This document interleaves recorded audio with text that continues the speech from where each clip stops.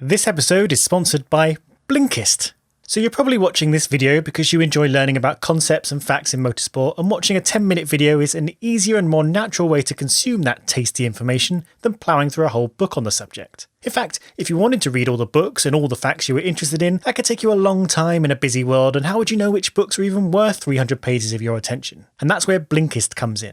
Blinkist condenses the insights from its library of over 3,000 non-fiction books and delivers them completely in 15-minute nuggets for you to read or listen to like a mini podcast. So if you were interested in how the future of technology might take us away from planet Earth and into new realms, in just 15 minutes you can learn the key takeaways from Michio Kaku's The Future of Humanity. The first 100 of you to click the link in the video description will get a free unlimited access for 1 week, and should you choose to sign up, you'll also get 25% off. And you can cancel your trial at any time in your free week. So go to blinkist.com/chainbear to get started.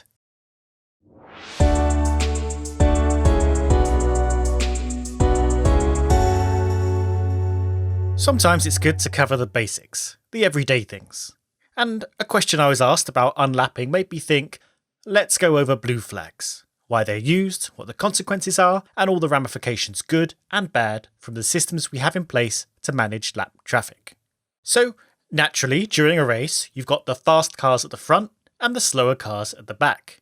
And all the cars go round and round, completing laps, blah blah, you know where this is going. Eventually, the leader of the race, due to such a high relative speed, will have come right around back to the slowest car in the race and be in a position to pass them on track, at which point the leader will be over a lap ahead of this lapped car. Now these cars that are due to be lapped, they may not realise that the cars coming up behind them are lapping them rather than fighting them for position. In fact, their mirrors are small and these drivers are mostly concentrating on their own race. So blue flags are shown to drivers to let them know there's a faster car coming up behind them. In fact, that's the general meaning of the blue flags and blue lights shown to drivers. Be aware of faster traffic coming up on you. If we check the FIA's International Sporting Code and buried in Appendix H, we find 3 main reasons to show a driver a blue flag. If a driver is leaving the pit lane and fast traffic is ploughing down the main straight, this is to warn the driver to exercise caution rejoining the track. During practice sessions, a blue flag is shown if a driver is on a slow lap but a car on a faster lap is approaching them. Practice sessions are often trouble with drivers on different runs getting in each other's way, so the blue flag warns a driver to make space for a car coming up on a fast stint. And, as we mentioned, during the race, the blue flag warns a driver that a faster car a lap ahead of them is approaching, and that the driver to be lapped should allow the following car to pass at the earliest opportunity. Now the idea here is that the two drivers in this situation are not in the same race, are not fighting for position, and so shouldn't interfere with each other. But it's interesting that the onus is on the car being lapped to yield to the passing car. At first this seems fair enough, the back marker is in the way of the race leader. But what about the lapped car? Is their race not important? They're still trying to get the maximum out of their race. They may not be aiming for podium positions, but they might still be after points or whatever position they can get in the teens. Drivers at the back and through the midfield might lose 2, 3, 4 more seconds just letting through cars from the top end by moving out of the way, taking to the dirty parts of the track, slowing down more than they want to. This can completely stall their progress, particularly if they are in a pushing part of their stint, hoping to leapfrog whoever their competition is. Midfield leaders have a hammer time too. Leading drivers may complain about blue flags not getting cars out of the way fast enough, but these are other racing drivers, not random street traffic. Lapped cars are constantly having their momentum and strategy ruined by entitled leaders demanding track space as soon as they click their fingers. There is a conflict here, and while I understand the plight of the leaders, the rest of the field can't have their races ignored, especially when they're often the only ones in a real fight on a given Sunday. The rules as written are pretty vague, to be honest. They just say lap cars should let leaders by at the earliest opportunity, and the blue flag being shown seems to be just a way to give slower cars a heads up that a faster car will want to get past soon, rather than demand they jump aside. Nonetheless, the working rule in use is that lapped cars should be out of the overtaking car's way by the time they pass 3 blue flags. There are marshal posts stationed all around the track, and each will signal to the driver as they pass, so passing 3 blue flags without yielding normally means trouble. This 3-flag rule is an unwritten one though. You won't find it in the International Sporting Code or in the sporting regulations. Instead, it is more of an agreed metric for what constitutes ignoring blue flags, and is not what is used in all FIA series or indeed through the history of Formula 1.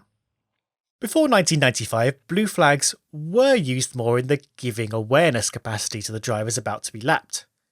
In the same way that a driver today won't want to fight another car on track if they know them to be on a completely different strategy, fighting for position slows both cars down after all, blue flags gave drivers the information that there was no need to fight the upcoming leader and they'd know it was quicker to let them past at the earliest convenience rather than resist stubbornly. If the car in your mirrors is not the one you're fighting with for position, then it's not in your interest to lose time holding them back. For the leading drivers, lapping cars was just part of the race and they did not expect backmarkers to leap out of the way, but nor did they expect to have to fight wheel to wheel with them. Would they have preferred them to defer to their might immediately? Sure, but they didn't expect it, and if they could force an overtake sooner than the backmarker considered convenient, they would. The blue flag rule was then given clarification in 95, with lapped cars now obliged to yield to overtaking leaders, as they do now. But I can't help but think there was some merit in the previous system, and it's telling that many racing series are less gung-ho with their blue flag rules. I still find no massively compelling reason why a driver should compromise their own race by slowing down or going offline, just because a far superior car in their own race demands that part of the track. Send the Mercedes onto the dirty part. They're already fast enough. Now, lapped cars, once lapped, don't have to stay lapped. If they find themselves faster than the car that's lapped them, they can re-overtake them and unlap themselves. But of course, they have to be significantly fast enough to overtake them and race off ahead of them without getting in their way again. The rule of thumb for getting blue flagged in the first place is around a 1-second window. If the leading car is 1 second behind you, you'll get blue flagged as that is a reasonable distance to expect you to yield without ruining your race completely. So if you unlap yourself, you should be able to pull out that 1 second window and maintain or increase that gap.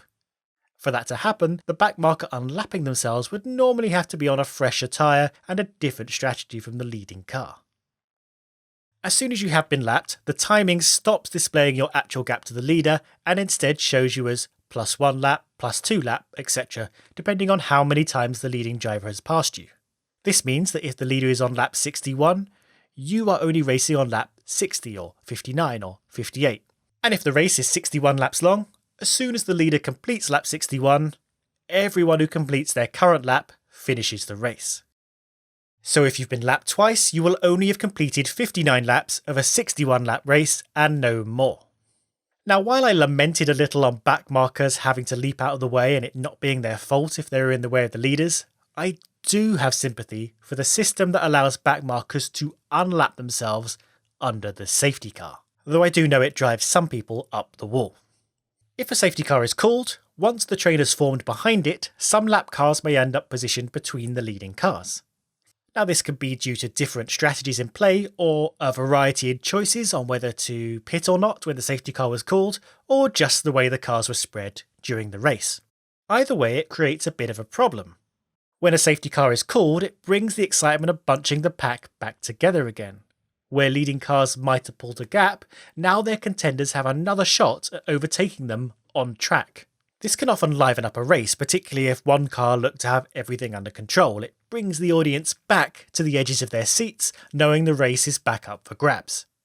However, with a bunch of lapped cars in the way, this kind of puts gum in the works of a potential battle for the leading positions, as drivers stuck behind them won't be able to make their move at the restart.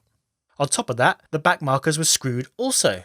Now, right in front of the whole unlapped pack, they'd spend the next 5 or so laps losing huge amounts of time letting the whole field through, being almost constantly blue flagged and in no position to concentrate on their own race.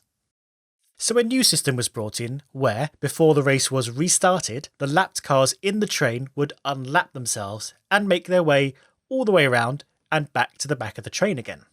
Well out of the way. The problem here is that this takes a long time and adds on a couple of neutralised laps instead of allowing the race to continue properly.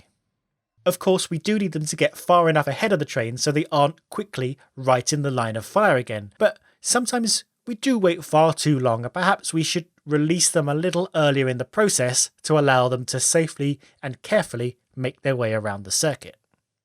Of course, we shouldn't drop them back through the field, as some suggest, as that's unfair in itself. They will lose out majorly through no fault of their own in that case. So when it comes to lapping, unlapping and blue flags, there is no ideal solution. When mixing together cars driving in completely different races, there's no way to make everyone 100% happy, but for the most part, things go pretty smoothly. What an idiot! Until they don't.